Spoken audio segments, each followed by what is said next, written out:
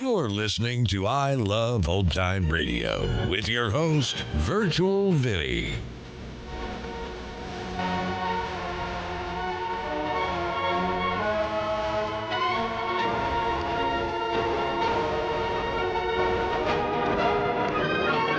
Welcome to a new week here on I Love Old Time Radio. Welcome, Old Time Radio fans. I'm your host, Virtual Vinny.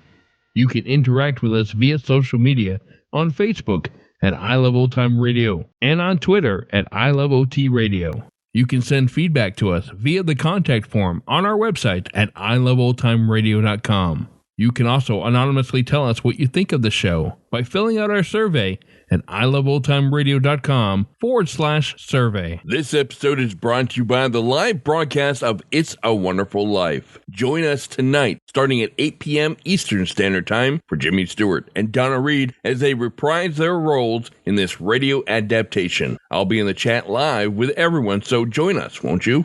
I Love Old Time Radio produces a new show every Monday through Friday, each day with a different theme. Mondays, we learn that crime does not pay with the shadow. This is episode number 109, originally aired on February 27th, 1938, and it's called The Plot Murder.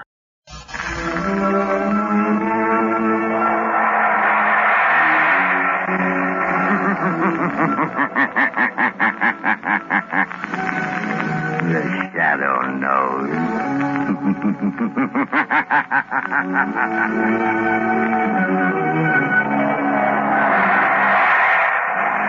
Again, Blue Coal Dealers present radio's strangest adventurer, The Shadow, mystery man who strikes terror into the very hearts of shopsters, lawbreakers, and criminals. Today, Blue Coal brings you The Shadow's latest adventure, The Plot Murder. In just a moment, The Shadow's exciting adventure will begin. Meanwhile, I have something important to tell all you homeowners. During this treacherous winter season, you can protect your family's health by burning blue coal. For Blue Coal's harmless blue coloring is your guarantee of clean, uniform, healthful heat all winter long. Blue coal saves you money, too, for it burns steadily, completely, down to a fine, powdery ash. So next time you're buying fuel, ask for Blue Coal by name. It's Pennsylvania's finest anthracite. Order a trial ton from your nearest Blue Coal dealer tomorrow.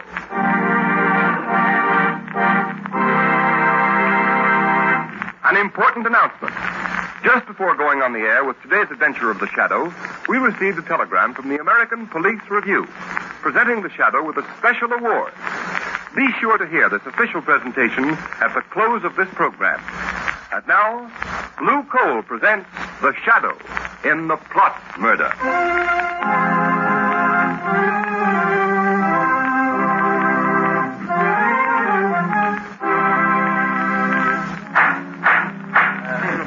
Captain Hines, read the findings of this court-martial.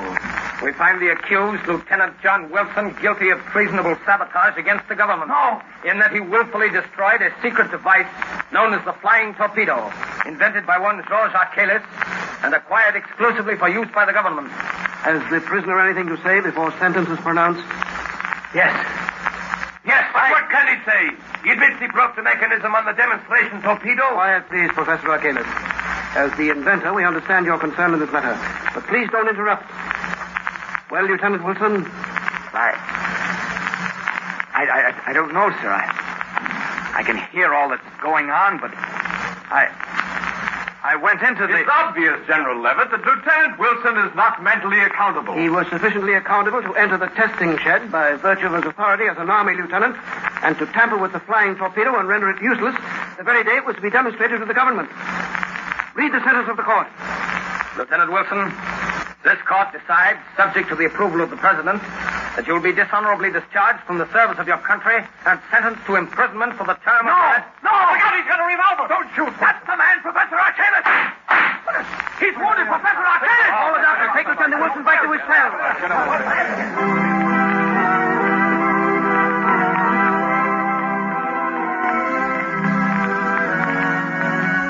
Lamont Cranston, I tell you, John Wilson can't be guilty. He just can't. not? Why not, Margot? After all, traitorous army officers are not unknown to history. Yes, but the peculiar way John Wilson talked on the stand makes me think there's something strange about the whole thing. He acted, well, almost like a man in a trance. Lamont, just what is this flying torpedo he's supposed to have tampered with? That's what its name implies, a sort of aerial torpedo filled with high explosive flying under its own power. Once it's launched into the air, instead of flying a predetermined course, its direction can be guided by radio beams from an observation plane flying high above it. I see. Imagine its tremendous effectiveness in warfare, deadly accuracy in hitting even a fast-moving target like a troop train or a supply ship. Sounds tremendously important. Who invented it? This man Archalis, who was to have demonstrated last week at the proving grounds before a large delegation from the capital. Besides being members of the War Department, a great many high officials and other branches of government were to attend the test. Well? Since your friend Wilson gained access to the laboratory and put the flying torpedo out of commission, the test has been postponed until tomorrow. And who is Archalis? Where did he come from? A famous foreign inventor. He's quite a reputation abroad. Lamont, you don't suppose it's possible Archalis has the boy under some strong mental influence? Possible. They've got Wilson temporarily in the city jail. Won't you call on him as the Shadow? Margot, do you honestly think that this case warrants my attention as the Shadow? Lamont, I don't ask many favors, but I have a feeling John Wilson is innocent. All right, Margot. You're really serious. The Shadow will pay a call on John Wilson in the city jail.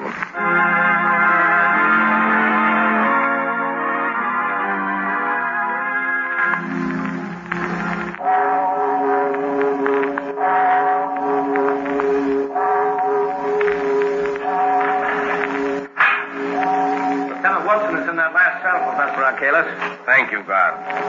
This pass that General Levitt gave me. Do you take it or do I keep it? And you better keep it, sir, in case you want to use it again. Yes, that's right. You'll have to talk to Wilson through the bars. No one's allowed in his cell. Thank you. I have no desire to go in. I already have one arm in a sling due to the young man's temper. There's only one or two questions I want to ask him, then I'll leave. Very well.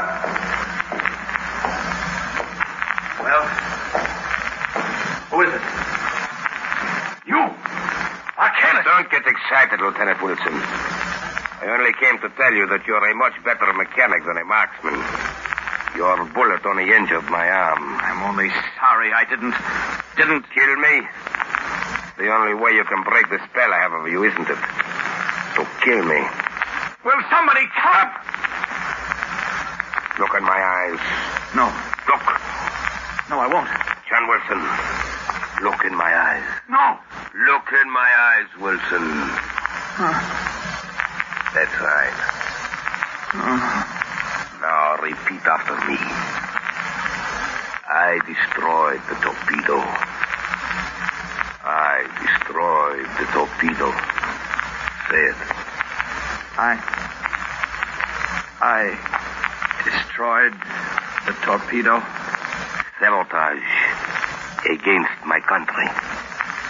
Sabotage against my country. I am guilty. I am guilty. And that is all you remember. Are you sure that's all he remembers?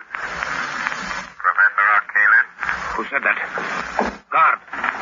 You are there? No, not the guard, Professor. He's waiting at the end of the passage. You hide somewhere. In the next cell, perhaps. No, I'm here.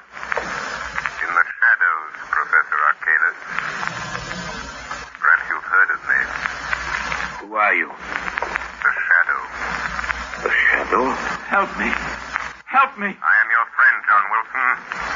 Think now. Concentrate. What is it you're trying to remember? It's that torpedo. Dangerous. Wilson, keep quiet. Steady now. Think. You can break through this spell. I tried to make them understand that. I destroyed the torpedo I because... command you to stop. John, your friends believe in you. They're trying to help you. Wilson, what have you committed? Sabotage against my country. I am guilty. So, Mr. Shadow, whoever you are, you see? You have a powerful spell over the boy, Professor. But there is a way to break it. What way, Shadow? If you don't know, I have no intention of telling you. Yet.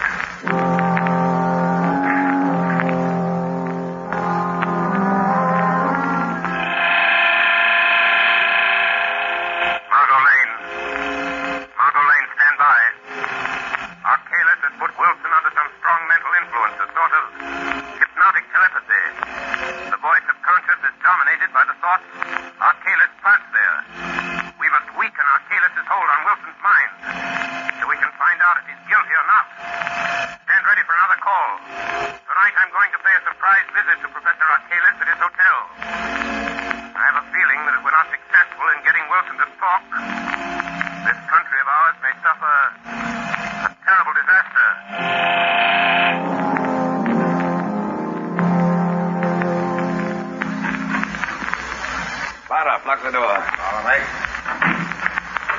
Did anyone follow you here to the hotel? No one, Professor Achilles. Good. The test will take place tomorrow? Yes, at 3 o'clock. The War Department is so convinced your invention will render any nation possessing it invincible that the high command of both the Army and Navy are to be there to witness the test. The President, too? Yes. The President and the Vice President expect to attend, together with the Secretary of War and the Secretary of the Navy. So they've fallen into my trap. They'll be blown off the face of the earth just as I planned. I'll have to show you make a final inspection before the torpedo is taken out of the ground. And see that the steering mechanism is set. I understand. But since I am your chief assistant, they might ask me to go along with them. No, they won't. I'll fix that. Their bungling army mechanics think they understand the flying torpedo perfectly. So to satisfy their pride, I've let them take complete charge of the demonstration. Good. Don't worry, Barlow. And afterwards? Afterwards, with the guiding brains of the nation wiped out at a single stroke, the country will be thrown into confusion, disorganized. So we'll have nothing to fear. I see. There are only two things that bother me slightly, though. Lieutenant Wilson, for one. Wilson? Did he really discover the secret trick of the steering mechanism? Yes, he knows what we intend to do and how we intend to do it. You should have disposed of him at once. I thought of that. I was afraid it would arouse suspicion. But I'm keeping Wilson under mental hypnotic control until it's too late for him to stop us. Wouldn't it be better if he was dead? Perhaps. I can still visit him at the prison. And what is the other thing that bothers you, Professor? Only a shadow, Barlow. But I'm not quite sure of the extent of its power. A shadow? Don't worry. I think I can take care of it, too. Listen. What is it? I thought I heard footsteps outside in the hall. Go and look. There's no one here.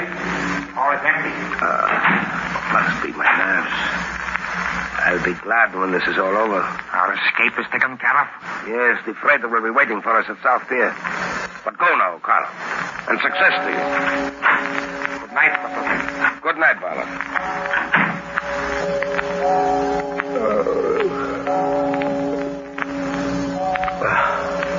The shadow. If I can't put my willpower against the shadow, then I deserve to lose. And I've never yet... Good evening, Professor Achilles. You? Shadow, you've come? Yes, Professor. Why do you hold Lieutenant Wilson in a hypnotic spell, Professor?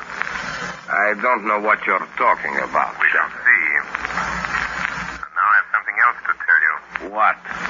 Wilson knows something about you, Professor. And I'm going to find out what it is. All right, Shadow. You know a little, but you'll never learn more from Wilson. No one can break the spell, not you, nor all your childish magic. You forget greater magic, Achilles. What? Death. Death? Yes, it's on the way, Professor. But I can promise you this. If any blood is shed, it will be yours, not the shadow's.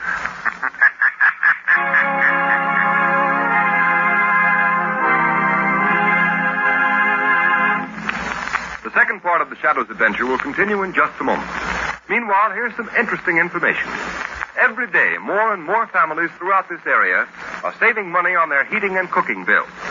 These families are getting better and more economical heat than ever before with blue coal. Blue coal is anthracite. It is an American product mined by the Glen Alden Coal Company, who are deeply grateful for the purchases of blue coal by families throughout this area. Today, blue coal is the largest selling brand of home fuel in America because it is the only fuel that so satisfactorily combines all of the essentials necessary for perfect heating results. It is superior in quality, cleaner than most fuels, and economical because it burns long and steadily down to a fine powdery ash. Furthermore, there can be no substitution when ordering blue coal because it is the only solid fuel actually trademarked with a blue tint so that you can identify it at a glance. These are a few reasons why in Watertown, New York, blue coal sales this winter show a 29% increase over the same period a year ago. So take a tip from Watertown, New York families. Order blue coal by name. You will find the name of your nearest blue coal dealer listed in the Where to Buy It section of your classified telephone directory under the name Blue Coal.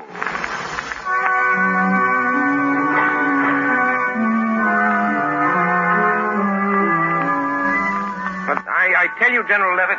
Excuse me, Cranston. Go right ahead, General. Hello? General Levitt speaking. Oh, yes. Good morning, Captain Hines. That's fine. You have the flying torpedo loaded and ready for the demonstration? Good. I'll expect a report. Sorry I can't be with you. Goodbye.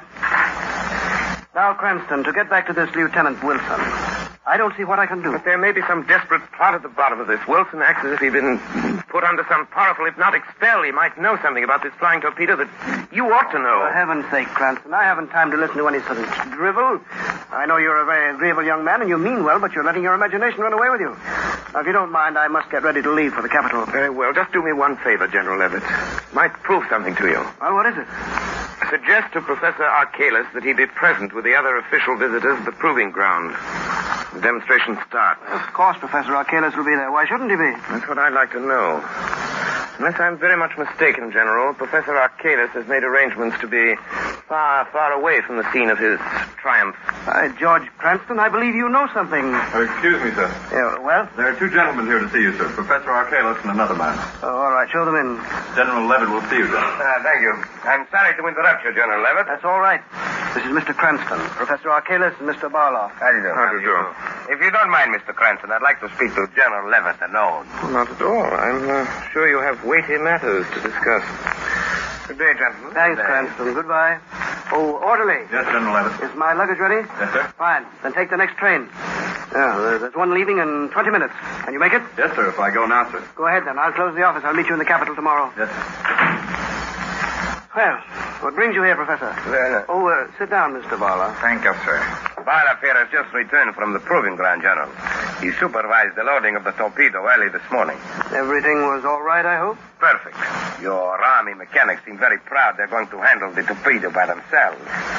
Of course, we'll be anxious to know how it comes out. Oh, aren't you going to be at the demonstration, Professor Archalis? I'm afraid not, sir. Another engagement, unfortunately, prevents my attending. Oh, yes, I see. But I can't understand how anything could be more important to you than seeing your own invention demonstrated before the highest officials of our government. I admit I'm terribly disappointed, General. However, I've left instructions for a telephone message to be sent to me at my hotel the minute the demonstration is over. Professor, I'm not sure that this test should be made without your being there. What do you mean? Suppose I order you to go. But no, that's impossible. Why impossible, Mr. You Barlow? must excuse Barloff, General Levitt. He is a little excited. Excited? What about? Look here, Professor Archalis. Why don't you want to go to the proving ground? Must I repeat my previous statement? This stalling and hedging is very suspicious. By George, you'll go whether you want to or not. Don't touch that phone. Barloff, be careful. You can't give me orders in my own office. You hit him too hard, Barloff. His head was bleeding. He struck the desk when he fell. Yeah, drag him in his closet and lock the door. He knows something, Professor. Yes, the fool suspects something, but how? And we've got to act quickly. I wonder if Lieutenant Wilson has talked. But you said he's still under your hypnotic spell. Perhaps it would be better if Lieutenant Wilson died. Yes. We're going to murder him? No, I'll merely suggest that he kill himself. So, Barloff, if you'll tie up the general... Professor, look at him. What? General Levitt. is dead.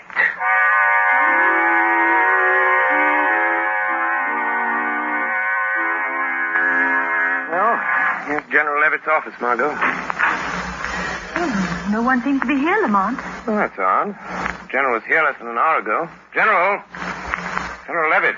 Look, here on the corner of the desk. Blood. Word to Commissioner Weston at once. Tell him something has happened to General Levitt. Yes, anything else? Yes, tell him to send a squad of men to South Pier. I overheard Professor Arkalis and Barloff talking about meeting on a freighter there. Where are you going? I'm going to the jail. I'm going to make one more desperate attempt to get John Wilson to talk. He's got to find out what this is all about before it's too late.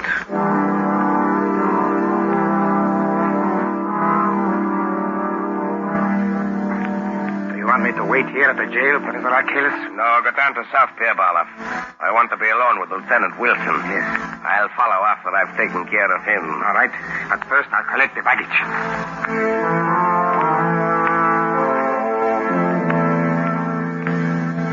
But you remember only this, Lieutenant Wilson. See always my eyes in front of you. Yes. You will forever do what I tell you to. Stop. Leave me alone. No, never. Look, Wilson. See what I have? A knife. Here. Take it. Now listen to me. You are disgraced. Your family disgraced. You have nothing more to live for. Say it. I have nothing more to live for. I have nothing more to live for. Then draw the knife across your wrists. It's easy. Try it. Stop, John. Don't do it. Shadow. He's trying to make me... Keep away from me, Wilson. I've got you Let by go of me, now, Wilson. Arkalis. Did you feel the knife yourself? Yes, you've cut me, you fool. Your blood is being shed, Professor. Remember what I told you? Let me out of here. Let me out. He's gone, John. Something's happened to me. I feel that I can talk now. Then talk. Tell me what you know. Arkalis' spell is weakened. I can't see you, and I don't know who you are, but you've got to help me. I first suspected Arkalis and his crowd when I saw that the steering mechanism of the flying torpedo had an extra attachment. An extra attachment? Yes, you see, the flying torpedo is supposed to be steered by radio beams from an accompanying plane. But this extra attachment I'm talking about would render the radio beams ineffective. In other words, the rudder is set so the torpedo will fly in a complete circle and come back and strike the point from which it was sent, like a boomerang. If it does that in the demonstration today, it will wipe out all the important government officials. Yes, that's their plan. Just as I made the discovery, Arkalis came into the workshop. I accused him, and he put me under this spell. I tried to talk, but I couldn't. Never mind that. I'll get in touch with Commissioner Weston. Have him go to the proving grounds. He can stop the test flight of this flying torpedo if he gets there soon enough.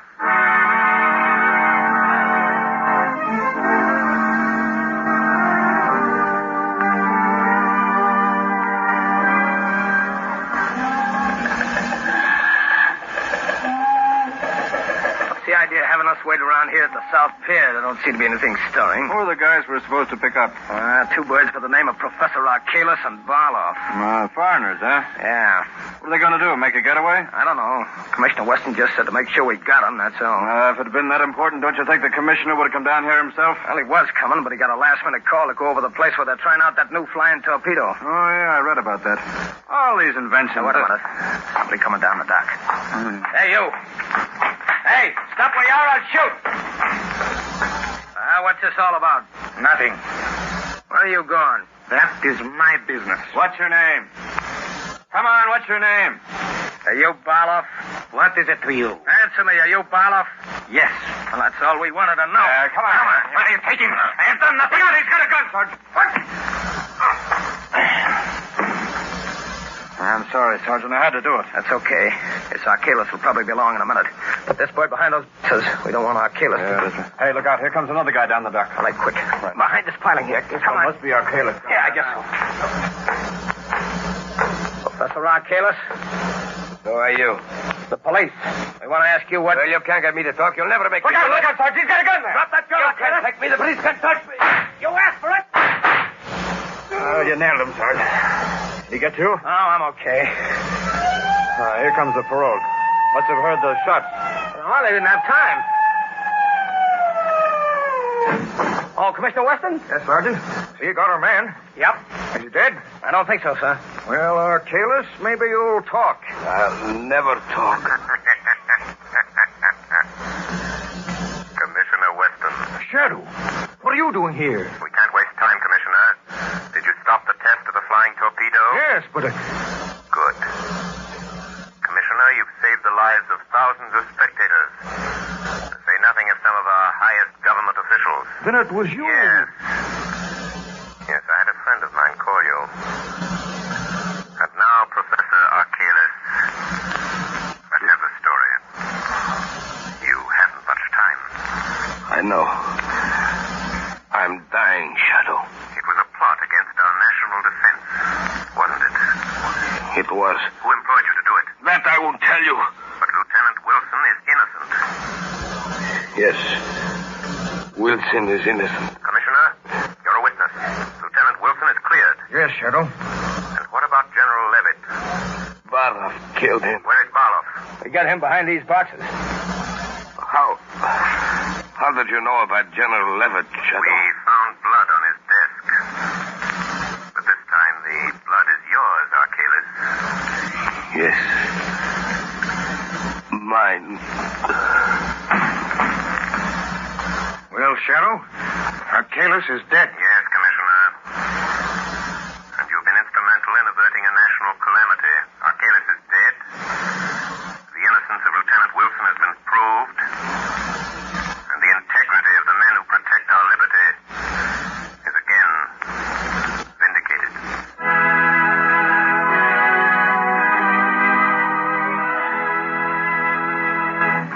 And now, here is John Barclay, Blue Coal's heating expert, with helpful heating hints for you.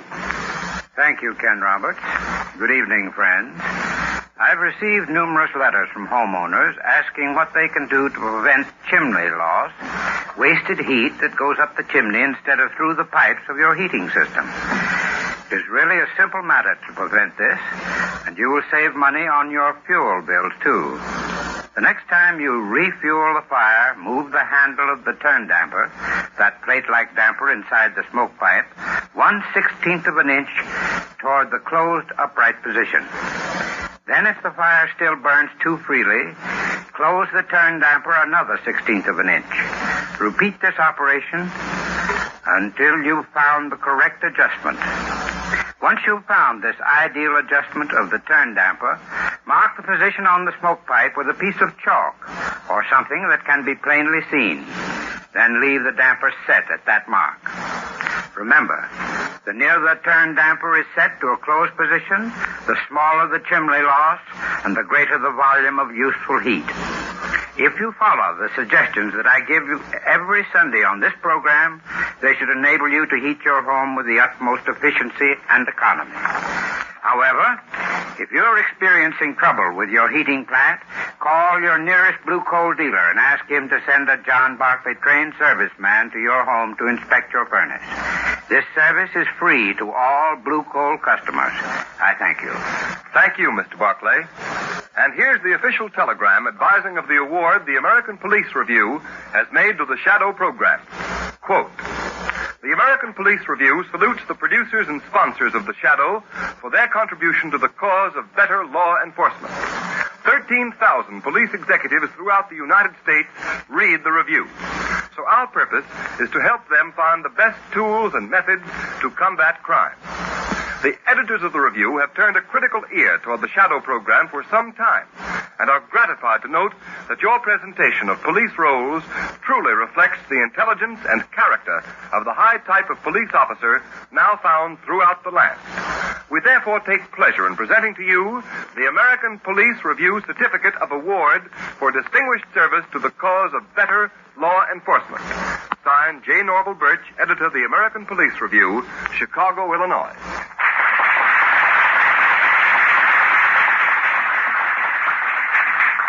And so, on behalf of Blue Coal dealers and of all those who assist in the weekly programs of The Shadow, we tender our thanks and appreciation to editor J. Norval Birch and the American Police Review for their splendid testimonials.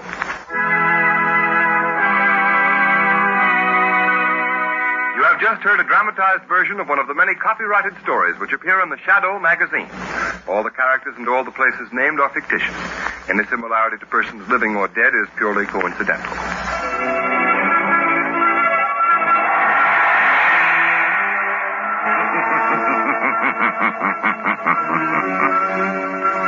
As you sow evil, so shall you reap evil. Crime does not pay. The shadow knows.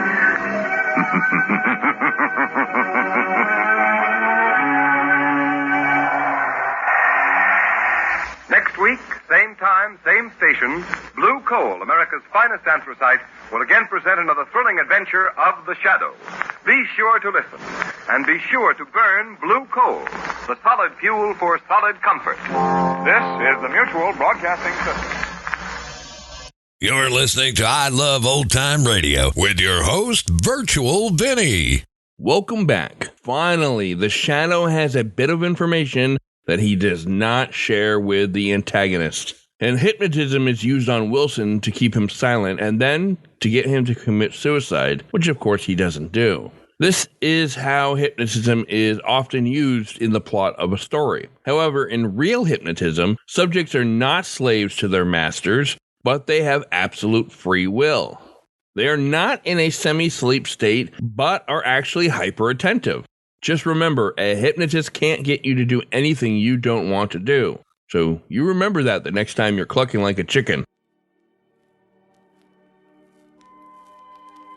And that's going to do it for our program. You can find I Love Old Time Radio on iTunes, the Google Play Store, and on Stitcher. You can listen to us on your Alexa device through TuneIn. Please take the time to rate us and leave a comment as well. Like us on Facebook at I Love Old Time Radio. Follow us on Twitter at I Love OT Radio. Comments and questions can be directed to our website at iloveoldtimeradio.com. Support the show by joining our Vintage Radio Club at iloveoldtimeradio.com/vintage. Or send a one-time donation at iloveoldtimeradio.com/support. Tomorrow, Irma spends Christmas alone on My Friend Irma. And join us next Monday for more of The Shadow. For iloveoldtimeradio.com, this is Virtual Vinny. See you tonight.